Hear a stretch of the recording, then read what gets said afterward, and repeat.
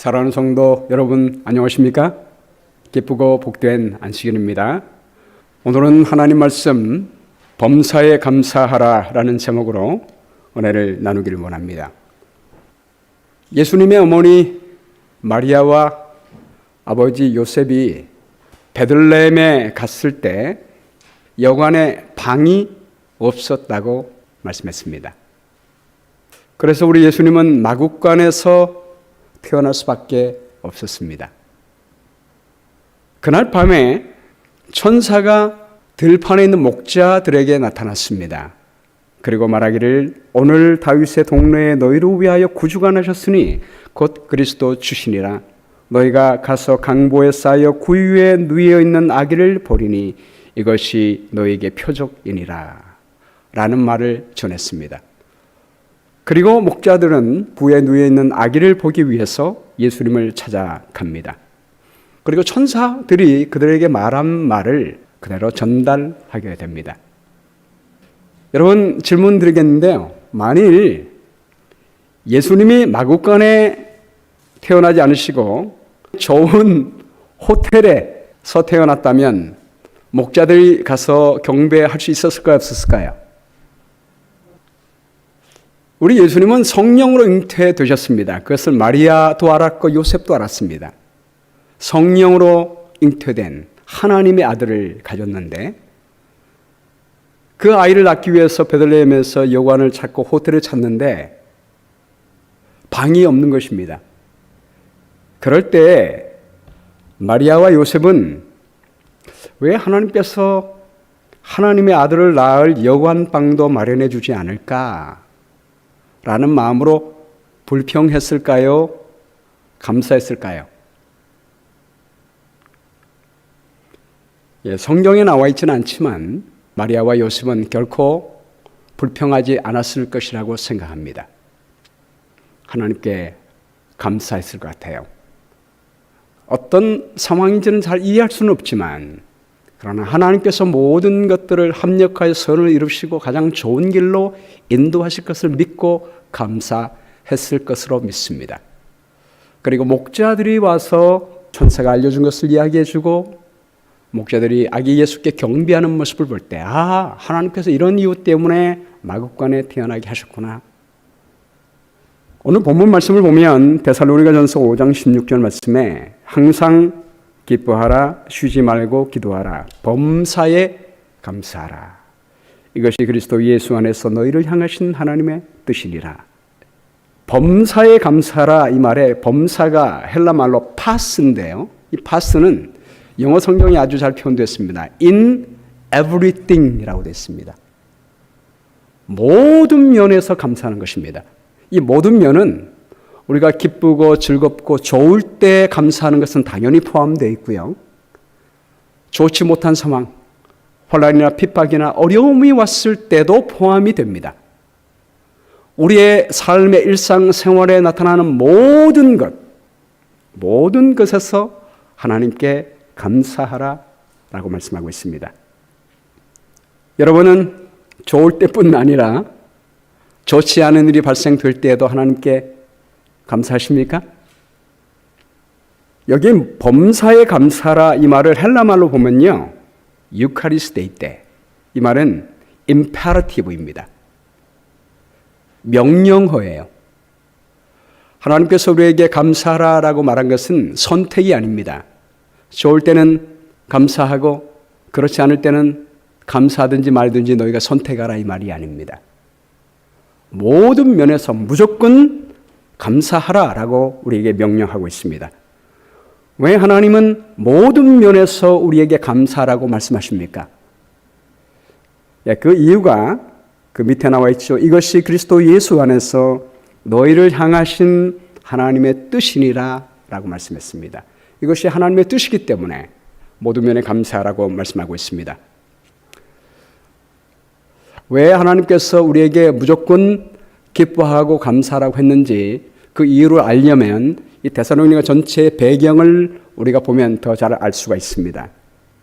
데살로니가전서 1장 2절에 보면 우리가 너희 모두로 말미암아 항상 하나님께 감사하며 기도할 때에 너희를 기억함은 너희의 믿음의 역사와 사랑의 수고와 우리 주 예수 그리스도에 대한 소망의 인내를 우리 하나님 아버지 앞에서 끊임없이 기억하미니 하나님의 사랑하심을 받은 형제들아 너희를 택하심을 아노라. 바울은 데살로니가에 있는 교인들을 생각할 때마다 항상 하나님께 감사한다고 했습니다. 그 이유가 데살로니가 교회 교인들이 우리 주 예수 그리스도에 대한 소망을 갖고 있었기 때문입니다.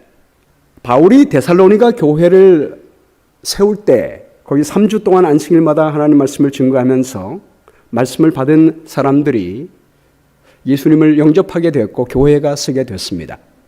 교회가 세워진 지 얼마 안 됐는데 바울은 거기에 오랫동안 있을 수가 없었습니다. 왜냐하면 유대인들이 굉장히 많이 반대하고 핍박했기 때문입니다. 세운 지 얼마 되지 않은 교인들을 놔두고 바울은 거기를 떠나올 수밖에 없었습니다. 그래서 베레아로 갔어요. 베레아에서도 말씀을 전하는데 거기에 유대인들이 쫓아와서 핍박을 했습니다. 그래서 또 디온을 거쳐 아덴으로까지 도망갈 수밖에 없었습니다. 근데 유대인들이 아덴까지 쫓아와서 방해하는 것입니다. 고린도로 가게 됩니다. 바울은 이 어린 교회 데살로니가 교회가 굉장히 걱정이 됐습니다. 가보고 싶은데 갈 수가 없는 것입니다. 바울도 반대당하고 왔는데 거기 있는 교인들은 얼마나 큰 반대를 당하고 있을까요? 염려가 됐습니다. 그래서 본인은 갈 수가 없으니까 디모데를 아덴에 있을 때 파견하고 보냅니다. 본인은 고린도로 가지요. 고린도에 있을 때 디모데가 데살로니가 가서 사역을 하다가 고린도에 와서 바울을 만나는 것입니다. 만나서 데살로니가 교회에 있는 모든 이야기를 다 해주는 것입니다. 우리 교인들이 어떻게 지내고 있어? 라고 물었더니 디모데가 하는 말이 선생님, 데살로니가에 있는 모든 교인들이 환난 중에도 하나님께 감사하며 인내하고 있습니다. 그 이유가 무엇이냐면 오직 예수님께 대한 소망을 갖고 있기 때문입니다. 우리를 위하여 이 땅에 오셔서 죽으시고 십자가에서 피를 흘리신 그분의 사랑을 생각할 때 그 사랑으로 말미암아 인내하며 감사하고 있습니다. 이 소리를 들을 때 너무나 기쁜 것입니다. 특별히 1장 6절 말씀에요. 또 너희는 많은 혼란 가운데서 성령의 기쁨으로 말씀을 받아 우리와 주를 본받는 자가 되었으니 그러므로 너희가 마게도냐와 아가야에 있는 모든 믿는 자의 본이 되었느니라. 혼란 가운데도 성령의 기쁨으로 라고 했습니다. 기쁨으로 견디고 있는 것입니다. 어린 교회인데도 마게도냐에 있는 모든 교회의 모본이 되고 있는 것입니다. 그 이유를 이어서 말하기를 10절 말씀에 또 죽은 자들 가운데서 다시 살리신 그의 아들이 하늘로부터 강림하실 것을 너희가 어떻게 기다리는지를 말하니 이는 장래에 노하심에서 우리를 건지시는 예수시니라.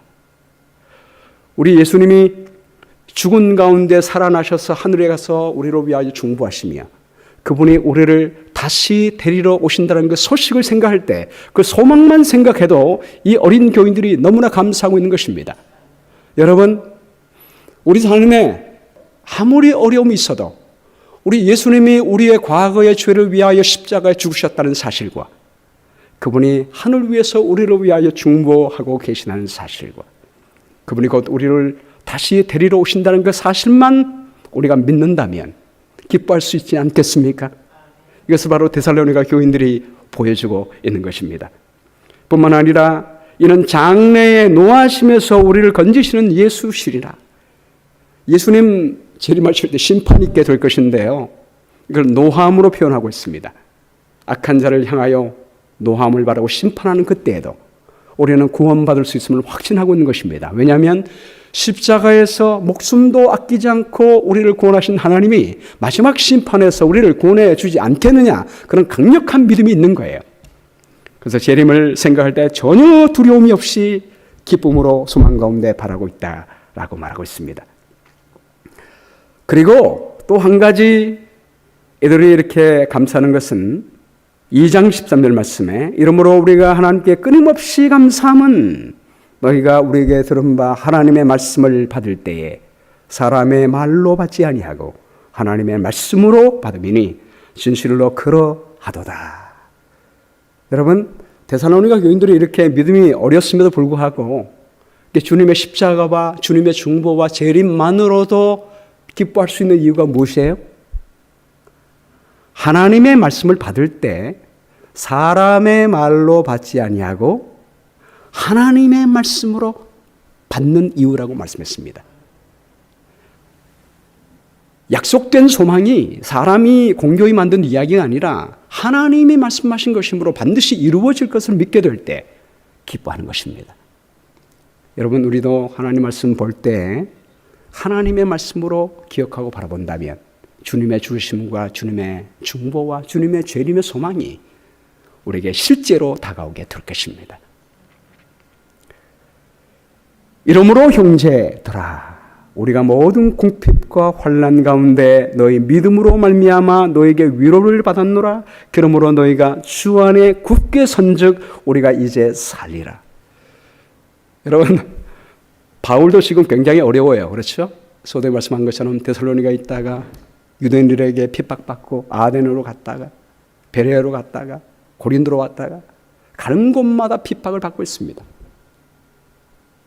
그 당시의 선교 상황은 오늘날과 완전히 다릅니다. 걸어서 가야 되고 궁핍한 가운데 있습니다. 그 어려운 가운데 이 바울의 걱정은 오히려 그가 당하는 육체적 어려움보다도 이 어린 교회가 고난당할 걸 생각하니까 그 근심과 걱정이 더 바울을 괴롭게 했습니다. 근데 디모데를 만났는데 그 어린 교회 교인들이 예수님 한 분만 생각하는 그 마음으로 재림의 소망 때문에 성령으로 말미암아 기쁨으로 이긴다는 소식을 듣게 될 때 바울이 얼마나 감사했는지. 그래서 그가 고백하기를 우리가 모든 궁핍과 환난 가운데 있지만 너희 믿음으로 말미암아 너희에게 위로를 받았다. 바울이 아무리 환난 가운데 있지만 어린 교인들이 기쁨으로 살아간다는 그 이야기를 듣게 될 때 자기의 혼란은 아무것도 아닌 것처럼 보여지게 되었습니다. 사랑하는 여러분, 우리가 어려움 중에도 기쁘게 살면 다른 사람에게 용기가 됩니다. 극한 어려움 중에서도 감사하는 것을 살아갈 때 다른 어려움 속에 사는 사람들에게 희망이 되는 것입니다. 아, 저 사람은 나보다 훨씬 어려운데도 불구하고 저렇게 기쁘게 살아가는데 나는 아무것도 아니지. 이런 마음을 갖게 되는 거예요. 여러분들 그런 걸 경험하지 않습니까? 내가 굉장히 불행하고 어려운 가운데 있다고 생각하는데 친구를 만나 그 친구의 이야기를 듣는데 그 친구는 나보다 훨씬 어려움 가운데 살고 있는 거예요. 근데 그 친구는 그런 어려움 가운데도 우리 주님을 믿는 믿음 때문에 감사하고 기쁘게 살아가는 모습을 볼 때 우리에게 희망과 위로가 되지 않습니까? 아, 나는 아무것도 아니네. 그러면서 힘을 얻게 되는 것입니다. 그런데 이 데살로니가 교회 교인들이 감사하지 못하고 있었던 것 한 가지가 있는 것을 듣게 됐어요. 4장 13절 말씀에 나오는데요. 형제들아, 자는 자들에 관하여는 너희가 알지 못함을 우리가 원하지 아니하노니 이는 소망 없는 다른 이와 같이 슬퍼하지 않게 하려 함이라. 이 데살로니가 교회 교인들이 핍박을 받고 어떤 교인들은 감옥에 들어가고 어떤 교인들은 순교를 당했습니다. 가족들 중에 순교당하고 죽음을 당한 가족들이 있습니다. 그 가족들을 생각할 때 너무 불쌍하고 안타까운 거예요. 다른 거 다 감사한데 그것만은 감사하지 못하고 슬픔 가운데 있었습니다. 그 이야기를 바울은 들었습니다. 그리고 편지를 쓰는 것입니다. 여러분들이 자는 자들에 관하여는 알지 못함을 우리가 원하지 않습니다. 이 죽은 자를 잠으로 표현하면서 슬퍼하지 않게 하려 함입니다. 슬퍼하고 있는 교인들을 향하여 소망의 말을 말씀하고 있습니다. 그것이 유명한 데살로니가전서 4장 16절입니다.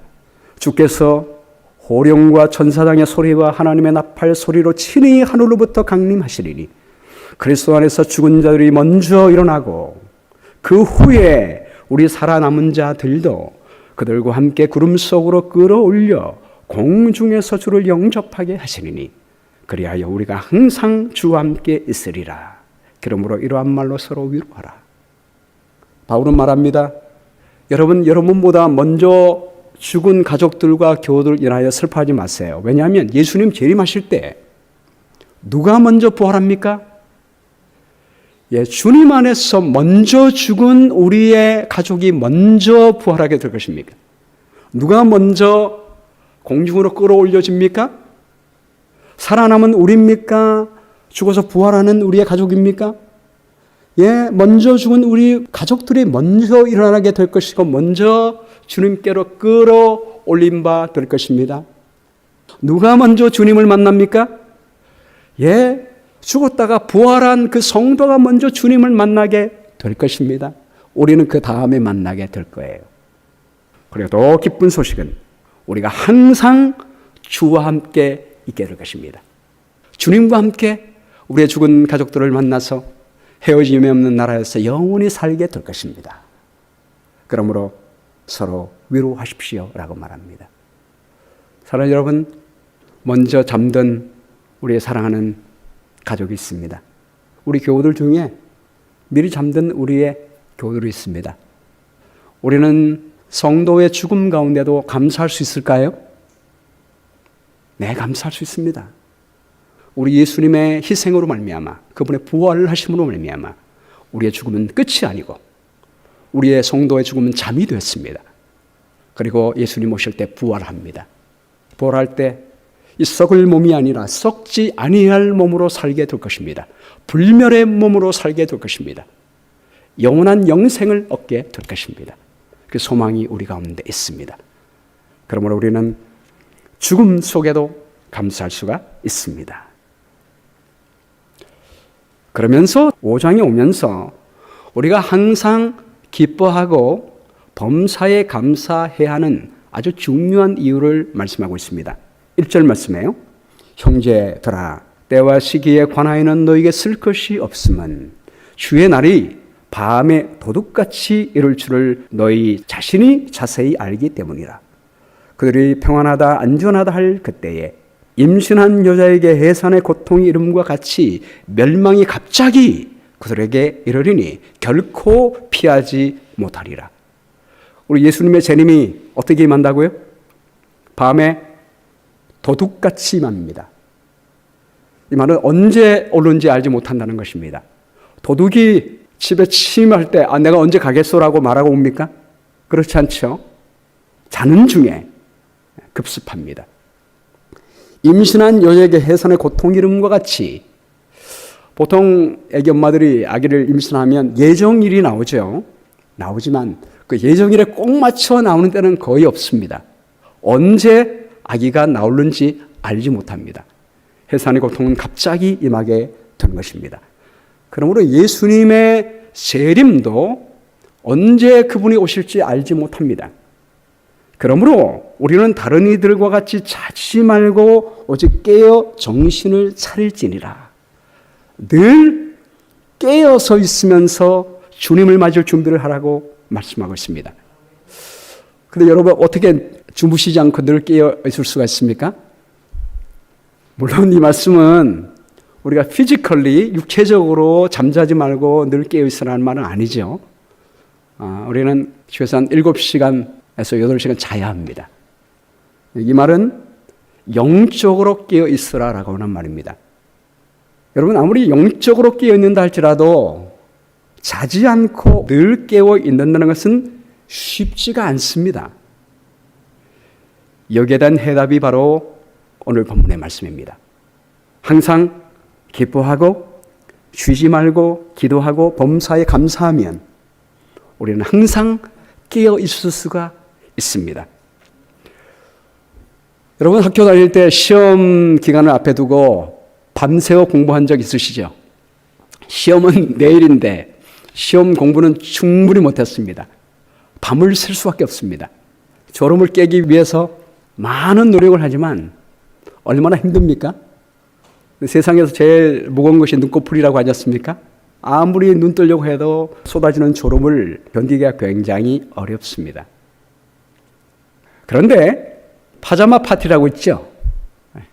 이 파자마 파티를 하면 아이들이 파자마만 입고 다 모여서 밤을 새는 것입니다. 이럴 때는 자라고 아무리 얘기해도 안 잡니다. 그렇죠? 왜 그렇죠? 재미있기 때문입니다. 즐겁기 때문에 깨어서 있기 쉬운 것입니다. 우리 하나님은 우리의 속성을 아십니다.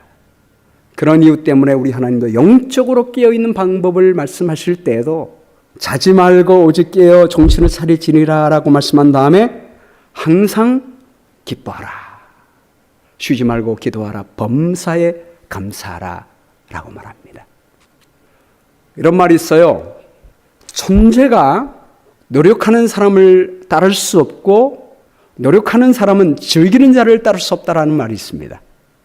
즐거워서 좋아서 하는 일은요, 지겹지 않고 어떤 것도 넉넉히 이길 수가 있다는 말입니다.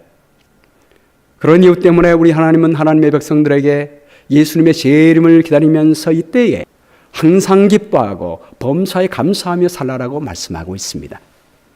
시편 37편 4절 말씀이에요. 또 여호와를 기뻐하라. 그가 내 마음의 소원을 내게 이루어 주시리로다. 내 길을 여호와께 맡기라. 그를 의지하면 그가 이루시고 내 의를 빛같이 나타내시며 내 공의를 정오의 빛같이 하시리로다. 여호와 앞에 잠잠하고 참아 기다리라. 자기 길이 형통하여 악한 꾀를 이루는 자 때문에 불평하지 말지어다. 분을 그치고 노를 버리며 불평하지 말라. 오리 악을 만들 뿐이라. 진실로 악을 행하는 자들은 끊어질 것이나 여호와를 소망하는 자들은 땅을 차지하리로다. 여러분, 우리 하나님은 모든 것을 합력하여 선을 이루시는 분임을 믿으십니까? 그 하나님이 우리의 아버지가 되시고 우리 하나님이 되십니다. 우리 삶에 어려운 일들, 환난들, 이런 일들이 생겨도 그 하나님이 모든 것을 합력하여 선을 이루시게 될 것입니다. 그러므로 그 하나님을 인하여 기뻐하라라고 말씀하고 있습니다. 정신 차리면 될 일도 두려워하게 되고 불평하다 보면 우리의 뇌가 돌아가지 않아요. 그러나 하나님이 모든 것을 운행하신다는 믿음을 가질 때, 하나님을 경외하게 될 때 우리 마음속에 여유가 생깁니다. 감사하고 찬양하다 보면 우리 머리가 잘 돌아갑니다. 그리고 하는 일도 잘 되는 것입니다. 역대하 20장에 보면 모압 자손과 암몬 자손들이 마온 사람들과 함께 와서 여호사밧을 치고자 한지라. 여호사밧이 하나님을 경외하며 나라를 일으킬 때 그 주변에는 모든 나라들이 여호사밧을 치기 위하여 모입니다. 이스라엘 나라는 작은 한 나라입니다. 그런데 주변에는 모든 나라가 연합하여 쳐들어오게 될 때 그 군사가 얼마나 많았을까요? 이 당시에 여호사밧은 하나님을 신뢰함으로 말미암아 강성하게 자라고 있었습니다. 그러나 주변의 나라들이 다 연합하여 오게 될 때 그 연합군들은 상대할 수가 없는 것입니다. 이때 여호사밧 왕은 두려워하여 여호와께로 낯을 향하여 간구하고 온 유대 백성들에게 금식하라 공포합니다. 그리고 이렇게 기도합니다. 우리 하나님이여, 그들을 징벌하지 아니하시나이까. 우리를 치러 오는 이 큰 무리를 우리가 대적할 능력이 없고 어떻게 할 줄도 알지 못하고 오직 주만 바라보나이다. 우리가 할 수 있는 것이 아무것도 없을 때 여호사밧은 오직 주님만 바라본다라고 고백합니다. 그때 여호와의 영이 성령께서 회중 가운데 레위 사람 야하시엘에게 임합니다. 하나님이 레위 사람 야하시엘을 통해서 말씀하시는 것을 한번 들어보십시오. 15절 후반 말씀이에요. 너희는 이 큰 무리로 말미암아 두려워하거나 놀라지 말라. 이 전쟁은 너희에게 속한 것이 아니요 하나님께 속한 것이니라. 이 전쟁에서 너희가 싸울 것이 없나니 대열을 이루고 서서 너희와 함께한 여호와가 구원하는 것을 보라. 아무리 큰 일이 일어나도 놀라지 말라. 너희 하나님이 너희와 함께 계신다. 이 말을 신뢰한 다음에 여호사밧이 백성들을 다 모은 다음에 이렇게 말합니다. 주민들아, 내 말을 들을지어다. 너희는 너희 하나님 여호와를 신뢰하라. 그리하면 견고히 서리라. 그와 선지자들을 신뢰하라. 그리하면 형통하리라 하고 백성들과 의논한 다음에 노래하는 자를 택하여 거룩한 의복을 입히고 군대 앞에서 행진하여 여호와를 찬송하여 이르기를 여호와께 감사하세 그의 인자심이 영원하도다 하게 하였으니 하나님께서 염려하지 말고 가서 맞서라 라고 했을 때 여러분 군대 앞에 누구를 세웠어요? 지금 전쟁하러 가는 사람들이 군인들 앞에 찬양대를 세웠습니다. 그리고 노래하면서 나가는 것입니다. 그 다음 말씀이 놀랍습니다. 역대하 20장 22절 우리 함께 읽어볼까요? 시작. 그 노래와 찬송이 시작될 때에 여호와께서 복병을 두어 유다를 치러 온 암몬 자손과 모압과 세일산 주민들을 치게 하심으로 그들이 패하였으니 하나님이 언제 일하셨어요? 예, 이스라엘 백성들이 찬송할 때 치기 시작하셨다라고 말씀합니다. 굉장히 의미 있는 말입니다. 왜 하나님의 백성들이 찬송할 때 일하십니까?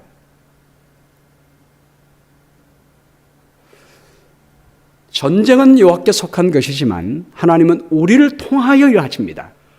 너희가 싸울 곳이 없다. 이 전쟁은 내게 속한 거라라고 말했지만 하나님은 너희가 앞에 나가라, 싸우러 나가라라고 말했습니다. 우리 하나님은 항상 우리를 통하여 일하시는 분이세요. 근데 우리가 하나님을 신뢰하지 못하고 두려워하면 나가지 못합니다. 우리가 나가지 못하면 하나님은 우리를 통하여 일할 수가 없습니다. 그러므로 우리가 하나님이 우리와 함께 계심을 믿을 때 그 믿음이 찬양을 통하여 나타나게 되는 것입니다. 우리의 말을 통해서 우리의 삶의 태도를 통해서 나타나는 것입니다. 말의 불평이나 두려움이 사라지게 되고 찬송이 감사가 나오게 되는 거예요. 그럴 때 믿는 우리의 삶을 통하여 우리 하나님은 역사하실 수가 있는 것입니다. 여러분 이 마지막 때가 되면 영적 싸움은 더 치열해지게 됩니다. 계시록 12장 17절 말씀에 영이 여자에게 분노하여 돌아가서 그 여자의 남은 자손 곧 하나님의 계명을 지키며 예수의 증거를 가진 자들과 더불어 싸우려고 바다 모래 위에 서 있더라. 특별히 우리가 계시록 13장을 보면 사탄이 사용하는 방법은 기만입니다. 거짓 선지자를 통하여 말로 공격합니다. 혼란스럽게 만듭니다. 이 흔들림의 시계에 흔들림이 있게 될 것입니다. 또 계시록 13장 15절을 보면 기만뿐만이 아니라 핍박도 사용합니다. 마귀는 자기의 때가 얼마 남지 않음을 알기 때문에 모든 술수, 거짓말뿐만이 아니라 핍박까지 다 동원하게 될 것입니다. 그가 권세를 받아 그 짐승의 우상에게 생기를 주어 그 짐승의 우상으로 말하게 하고 또 짐승의 우상에게 경배하지 아니하는 자는 몇이든지 다 죽이게 하더라. 나라의 법을 사용하여 종교를 강요하는 일이 있게 될 것입니다. 이럴 때 하나님의 백성들이 무엇을 해야 될 것입니까? 우리의 능력으로는 영과 더불어 싸울 수 없습니다. 하나님이 우리에게 말씀하십니다. 이 싸움은 너희가 싸울 곳이 없다. 내게 속한 것이다. 그러므로 두려워하지 말라라고 우리에게 말씀하십니다. 그리고 우리에게 하라고 한 것이 뭐예요?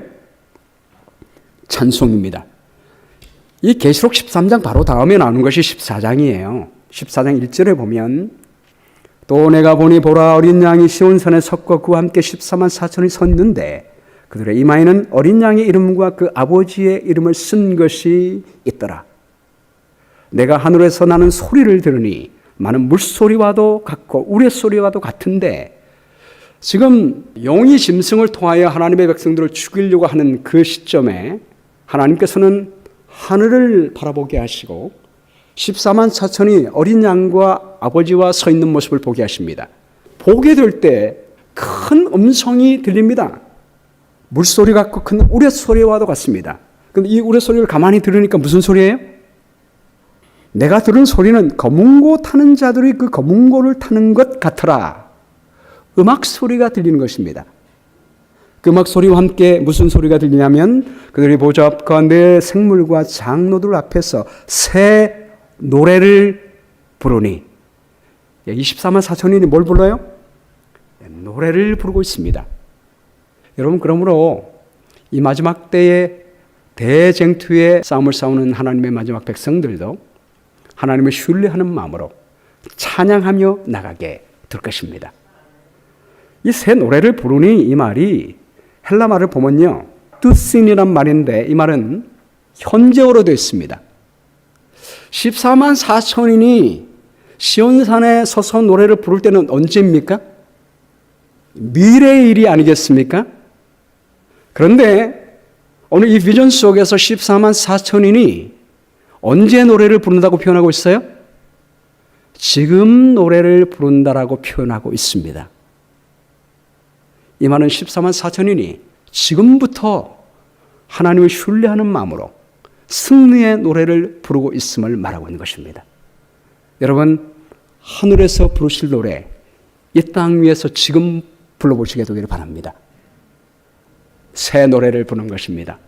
승리의 노래를 부르는 것입니다. 감사하는 것입니다. 그럴 때 하나님께서는 우리를 통해서 일하시게 되실 것이라고 믿습니다. 제가 지난주에 찬송 생활의 권능이라고 하는 책을 읽었어요. 멀린 얼 캐로더스라고 하는 군목인 목사님이 쓰신 책입니다. 이 책에 이런 간증이 있어요. 어떤 젊은 여선생님이 있습니다. 여름에 휴가를 받았는데 휴가를 받고 산중에 있는 별장으로 휴가를 갔습니다. 그때 교감이 이 선생의 집에 교과 과정에 관한 논문을 내달라는 내용의 편지를 보냈습니다. 근데 산중에 있으니까 그 편지를 받지를 못했습니다. 휴가를 마치고 돌아오니까 그녀의 자리를 다른 사람이 맡고 있는 것입니다. 그의 자리가 없어졌습니다. 해고된 것입니다. 그때 그녀의 첫 번째 충동은 갈팡질팡하는 것이라고 했습니다. 그때 충동이 일어나고 화가 일어나서 부모가 사는 다른 주로 이사가 버릴까라는 생각이 들었습니다. 이제 수업은 2주일 후에 시작합니다. 그러므로 그 지방에서는 교편을 다시 잡기란 쉽지가 않았습니다. 또 학교 다닐 때 지금 부채가 많았습니다. 갚을 돈이 많습니다. 마침 그때 이 책을 접하게 됩니다. 그래서 이 책을 통해서 항상 기뻐하고 범사에 감사하라는 말씀을 듣게 됩니다. 이 말씀대로 범사에 in everything 모든 면에 감사라고 했으니까 내가 좋은 일에만 감사할 것이 아니고 이러한 일에도 감사라라고 했으니 감사해야겠다라고 생각하고 주님의 명령에 순종하게 됩니다. 그리고 하나님께 기도합니다. 하나님, 저의 직장을 잃도록 허락하신 하나님께 감사합니다. 그리고 저의 생애를 위해 완전한 계획을 준비하신 주님께 감사합니다. 그러나 기도했지만 계속 이틀 동안에 절망에 빠지려고 하는 유혹이 계속해서 생겼다라고 했습니다. 그러나 그런 유혹과 싸워가면서 하나님을 찬양하고 감사했습니다. 세 번째 날이 됐는데 바로 옆에 있는 이웃 사람이 담장 너머로 말을 걸어왔습니다. 그리고 이렇게 말했습니다. 당신은 정말 크리스찬 학교에서 가르쳐야 할 사람처럼 보입니다. 내 아들이 다니는 학교 교장 선생님께 한번 전화해 보세요. 그래서 이 여자 선생님이 그렇게 했습니다. 전화해 봤더니 놀랍게도 1학년 담당 교사 자리가 비어 있다는 사실을 알게 된 것입니다. 인터뷰를 하게 됐고요. 일자리를 구하게 됐습니다.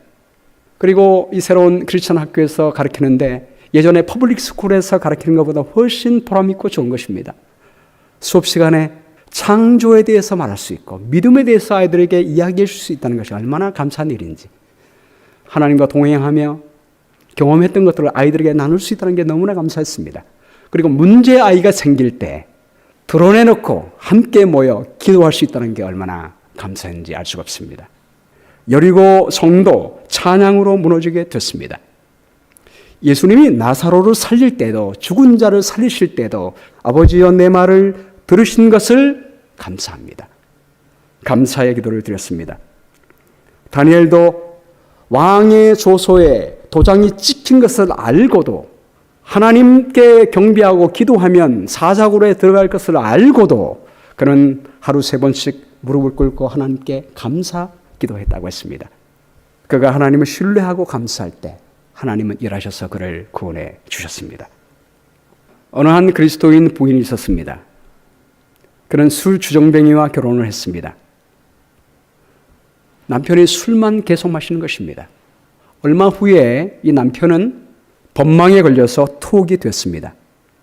이 부인은 주에서 주는 적은 연금을 받으면서 아이들을 키우고 있었습니다. 모진 고생을 했습니다. 그런 가운데도 아이들을 데리고 충실히 교회에 출석을 했습니다. 교회 사람들은 그녀를 존경하고 동경했습니다. 그녀 이름이 에드나인데요. 에드나는 참 불쌍해. 어린아이를 혼자 도맡아 키우면서도 교회를 빠지는 일이 없어. 결국 남편이 감옥에 있는 동안에 이 에드나는 이혼하는 편이 낫다라고 생각합니다. 보다 나은 환경 속에서 자식을 키우기 위하여 이혼을 하게 됩니다. 그러는 중에 범사에 감사하라라는 말씀을 보게 됩니다. 하나님께서 범사에 감사하라, 항상 기뻐하라, 그 말씀에 순종해 보겠다고 결심을 하게 됩니다. 그리고 그녀가 기도합니다. 주님, 남편과 그의 음주를 주님께 감사합니다. 수년간 빈곤과 공포와 쓸쓸한 삶을 주님께 감사합니다. 얼마 안 있어 전 남편이 감방에서 풀려 나와서 또 술만 마시며 산다는 이야기를 들었습니다. 이혼했지만 그러나 그녀는 계속하여 그녀의 모든 환경을 주님께 감사드렸습니다. 그렇게 기도하다 보니 그녀는 이제까지 자기의 상황에서 보지 못했던 것을 보게 됐습니다. 그녀는 술 마시는 것보다 더 나쁜 죄를 수년 동안 자신이 범하고 있음을 알게 됐습니다. 남편의 눈에 티는 보면서 자신의 눈에 있는 들보는 전혀 모르고 있었던 것입니다. 그녀는 남편의 음주를 나쁜 것으로 규정짓고 자신은 의롭고 남편보다는 쓸모있다고 생각을 했습니다. 그리고는 자기 연민과 실망과 슬픔 속에 살고 있었던 것입니다. 하나님께서 항상 기뻐하고 범사에 감사하라고 했는데 그 명령을 지키지 못한 것을 그는 알게 됐습니다. 결국 어느 날 주님께 소리쳐 기도했습니다. 오 주님, 제 남편보다 저의 잘못이 더 큰 것인 줄 이제야 깨달았습니다. 당신은 서로 사랑하고 환난 가운데 속에서도 감사라고 하셨는데 저는 사랑하지도 않았고 감사하지도 않았습니다. 주여 저를 용서해 주십시오. 저의 삶 속에 그를 보내어 주셔서 내 자신의 모습을 볼 수 있게 해주신 우리 하나님께 감사합니다. 그리고 기도했습니다. 남편이 당하고 있는 상처를 낫게 해주시고 당신의 사랑을 그에게도 내려 주옵소서. 그날 이후로 에드나는 모든 일에 감사하며 살 수 있게 되었습니다. 계속해서 주님께 감사하자 자기 연민이나 슬픔은 사라지게 됐습니다. 그리고 하루하루의 삶이 새롭고 즐거워졌으며 주님의 인재를 느끼게 됐습니다. 얼마 안 있게 돼서 남편은 교회에 나가게 됐습니다. 그리고 예수님을 개인의 구주로 영접하게 됐습니다. 그리고 15년 동안 매여있던 복주의 습관에서 벗어나게 됐습니다. 그리고 에드나와 이 남편은 다시 결합하게 됐고요. 남편은 지금 교회에 나오면서 봉사하며 새로운 삶을 시작했습니다. 여러분, 우리의 삶의 모든 면에 감사해 보시게 되기를 바랍니다. 시련에까지도 감사해 보시게 되기를 바랍니다. 야고보 1장 2절 말씀에 내 형제들아 너희가 여러 가지 시험을 당하거든 온전히 기쁘게 여기라. 이는 너의 믿음의 시련이 인내를 만들어내는 줄 너희가 알미라. 우리가 시련 중에도 우리가 기뻐해야 되는 것은 시련이 있어야 인내를 만들기 때문입니다. 우리 대부분의 신자들이 인내가 부족해요. 요한계시록 14장 12절 말씀에 이 마지막 때 우리가 꼭 필요한 성품이 있는데 그것이 바로 인내입니다. 성도의 인내가 여기 있다니 저는 하나님의 계명과 예수의 믿음을 지키는 자니라라고 말씀했습니다. 그 귀한 인내 언제 만들어지게 된다고 말씀하고 있습니까? 우리가 무거운 것을 들게 될 때 근육이 생기게 되는 것처럼 시련을 만나게 될 때 우리는 인내를 배우게 되는 것입니다. 헬렌 켈러가 말했습니다. 나는 나의 역경에 대해서 하나님께 감사한다. 왜냐하면 나는 역경 때문에 나 자신, 나의 일, 그리고 나의 하나님을 발견했기 때문이다. 올 한 해 2020년 우리가 돌아보면 정말 어려운 일이 많았죠. 또 지금도 여전히 시련은 우리 삶 가운데 있습니다. 점점 코로나는 더 심해지고 있고 식당들은 문을 닫으라고 하고 경제는 나빠지고 있고 우리 환경은 점점 어려워져 가고 있습니다. 여러분 그러나 오늘 말씀처럼 범사에 감사해 보시게 되기를 간절히 바랍니다. 우리가 어떤 경우에도 범사에 하나님께 감사하게 될 때 우리 그리스도 예수 안에서 우리를 향하신 하나님의 뜻을 발견하게 될 것이라고 믿습니다. 우리 내년도 2021년 우리 어떤 상황이 될지 모릅니다. 더 어려운 상황이 발생될지도 모르겠습니다. 그러나 오늘 말씀처럼 범사의 모든 면에 감사하심으로 하나님께서 우리를 향하신 그 뜻을 체험하고 경험하시는 아름다운 새해가 되기를 주의 이름으로 축원합니다.